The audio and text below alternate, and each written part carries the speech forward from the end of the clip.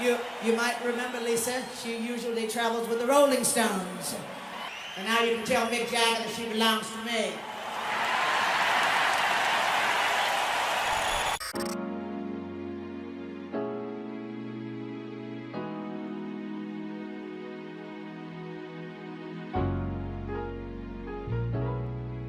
Have you ever heard of Lisa Fischer? She's one of the unsung heroes of the music industry with a pretty unconventional story. Getting her start as a backup singer and songwriter, she pursued a solo career, won a Grammy her first try, and then decided she was better off being a backup singer. I'm just as confused as you probably are, so I just had to find out what went down. While most of us are still trying to master the art of singing in the shower, she has spent over 40 years working with music legends like Aretha Franklin, Dolly Parton, and Bruce Springsteen, just to name a few. Her vocal range is almost out of this world, and that whistle register is top-notch. She had all the makings of a star. Unbelievable voice, beauty, confidence, and did not mention she won a Grammy. So why would anyone walk away from all of that just to go back to working for other artists when she could have had it all? Well, let's backtrack a bit. Lisa Fischer was born on December 1st, 1958 in Fort Greene, Brooklyn. She was raised by a strong-willed mother who at just 16 years old welcomed Lisa into the world. By the time her mom turned 19, she already had 3 young kids running around. While life wasn't always easy, they found a lot of joy in singing together. Growing up, her family was pretty close. Her dad worked hard in a warehouse and as a security officer, while her mom was a homemaker, doing her best to care for her young family. Lisa shared a special bond with her 2 younger brothers, and music was a glue that held their whole entire family together. She attended the High School of Music and Art in Manhattan, a place where she started to shape and develop her musical dreams. But life had its share of challenges, and when she was just 14 years old, her dad stepped down on the family. And I think that was her first real heartbreak. If that wasn't enough, tragedy struck soon after when she lost her mother at 17. In the face of all of this adversity, Lisa found comfort and inspiration in the music that surrounded her. Freda Payne, Marvin Gaye, Melba Moore, their soulful melodies resonated deeply with her, and that fueled her growing passion for singing. Now, in the early days of her music career, she hit one right off the bucket list by working with none other than Melba Moore, as well as Billy Ocean, quickly becoming the go-to girl for adding that extra touch of magic to tracks. But behind the scenes, she was working on her own music. In 1983, going by the name Xena, she emerged on the music scene with a bang, dropping a freestyle single called On the Upside. The catchy, upbeat tune quickly became a b-boy classic.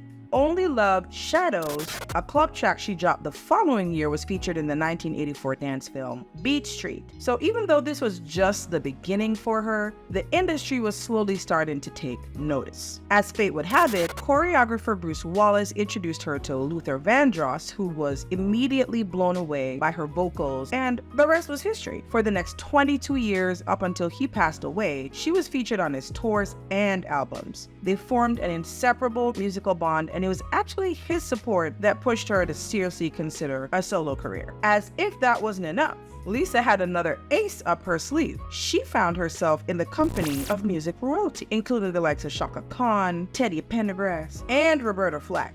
This opened up a world of opportunity for her, and she definitely made good use of her expanding network. Her work with Luther eventually led to her working with the Rolling Stones. Tony King, a publicist for the Stones, went to see Luther perform, and he too fell under her spell. He encouraged her to audition, and of course she got the job. For almost 3 decades, she toured with the Rolling Stones and became pretty famous for her onstage antics with Mick Jagger. She shared lead vocals on several of their songs that have become staples on tour, including Monkey Man and Gimme Shelter. The chemistry between Lisa and Mick Jagger was simply electric. And when they shared the stage, it was pure magic. What I need you to understand is that this woman was a highly sought after backing vocalist, and no wonder. Many of the biggest names in the business were fighting to work with her, and she made all your faves sound better. So don't get it twisted. Lisa has always been booked and busy. In 1991, she finally found the courage to step out on her own with the release of her debut album, So Intense.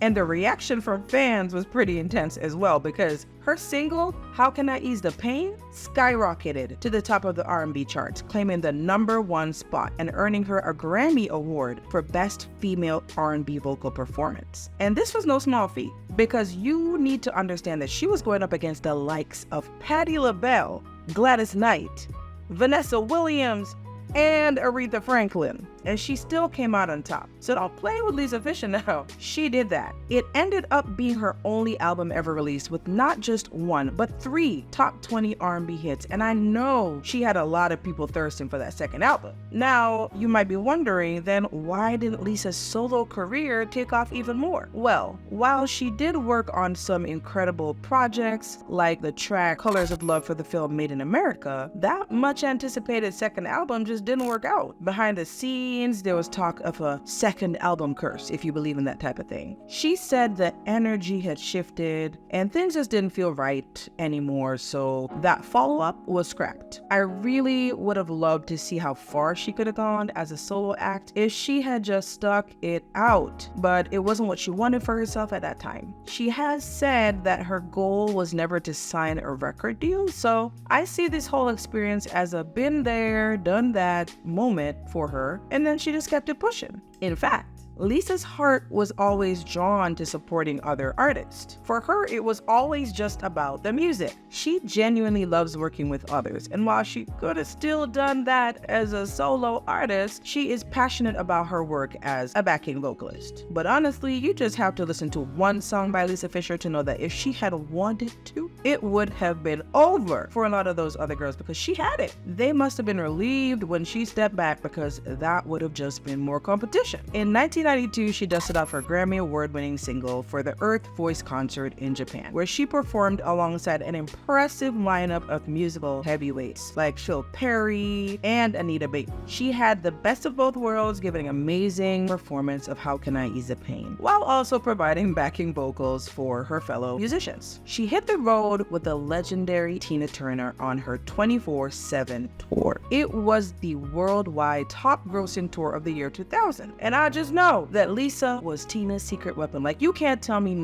nothing. She helped to make every performance unforgettable. She toured with Sting, providing backing vocals for the album If on a Winter's Night. She even joined 9 Inch Nails on their Tension tour. She's had a pretty impressive and diverse roster. It makes a lot of sense as she was one of the artists featured in the 2013 documentary 20 Feet from Stardom, which premiered at the Sundance Film Festival and won a Grammy for the Best Music Film in 2015. That film helped to highlight the talent and hardware that goes into creating musical magic on and off the stage that often goes unrecognized. And Lisa definitely earned her spot in that film, because she has made such a big impact in the industry, even though it was mostly from behind the scenes. And I just don't think she gets enough credit for a lot of the work that she's done behind the scenes to just enhance that musical experience for a lot of listeners.